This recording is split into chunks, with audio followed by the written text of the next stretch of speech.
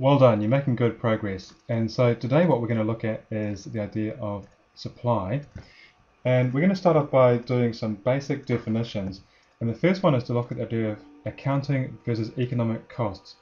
Because you remember in the previous unit when we looked at demand, we were looking at the marginal utility or benefit that consumers get. And that drives everything that consumers do. For firms, it's their cost which determines everything that they do. The cost relative to the price. So we need to get some basic definitions first. Now, first of all, when we talk about accounting cost is what you and I would normally think of as costs of a firm. So that's all the things like their human resources, paying for staff and such like. It's paying for their any raw materials. So those are what we typically call in economics natural resources. And then also the cost of any capital resources that we might have. So this is things like staff, raw materials such as timber or glue or paper, whatever, and capital, so machinery, vehicles, and so on. So those are the normal day-to-day costs of running a business, and they are our accounting costs.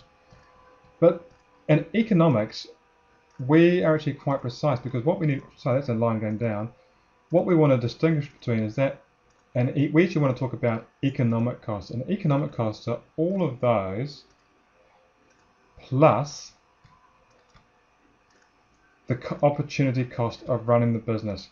Now you might remember earlier on when we talked about resources, we said that there can actually be a fourth kind of resource. So there's human natural capital. You can actually talk about entrepreneurship.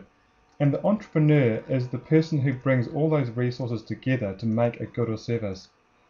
And if you're going to get the entrepreneur there, they've got to get a return. An entrepreneur is not going to run the business if they don't make a profit. And they want to get a profit at least as good as the next best alternative, i.e. the opportunity cost. And we have to include, when we're talking about the economic costs, we have to include that. So economic costs are all the accounting costs plus the opportunity cost.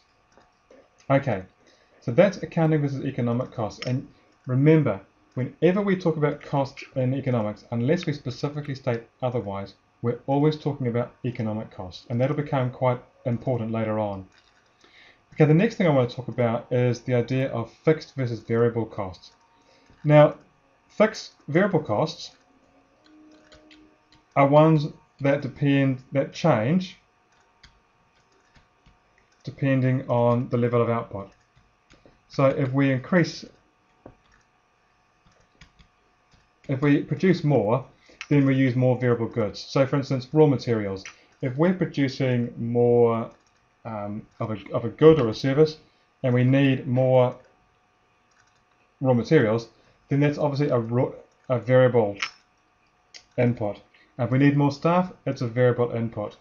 Whereas a fixed input is one that does not depend on the level of output. So it doesn't depend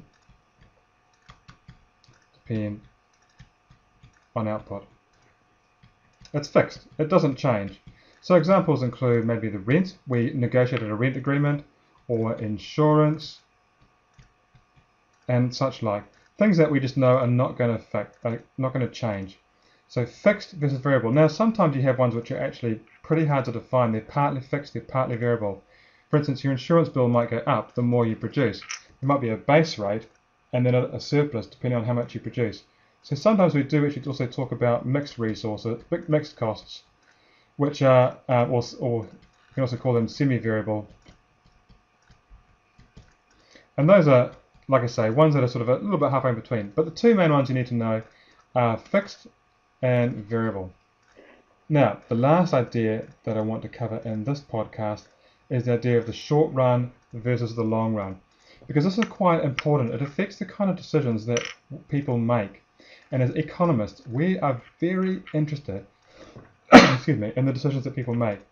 Now, the short run is defined as any period of time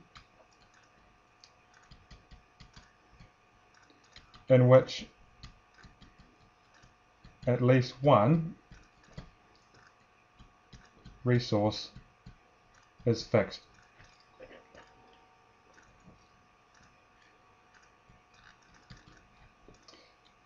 Now that's going to change. For a really large factory, it's going to take a long time to shift your resources because you've got to either sell the factory or close it down. And so the short run for them is actually quite a long period. Now you compare that to someone who's running a mall, a store rather, in a market. They've just got a little table to set up. They put all their produce on the stall. Now they can shut up within a matter of moments. They can just say, stuff it, look, I'm not selling the apples today. I'm going to close shop today. So their short run might be as short as 1 hour or even a couple of minutes.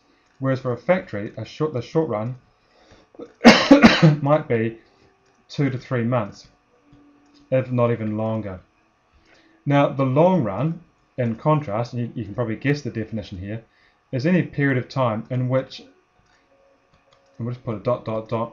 in which no resources are fixed. Okay, now again, both of these definitions will become quite important when we look at firms in particular types of markets.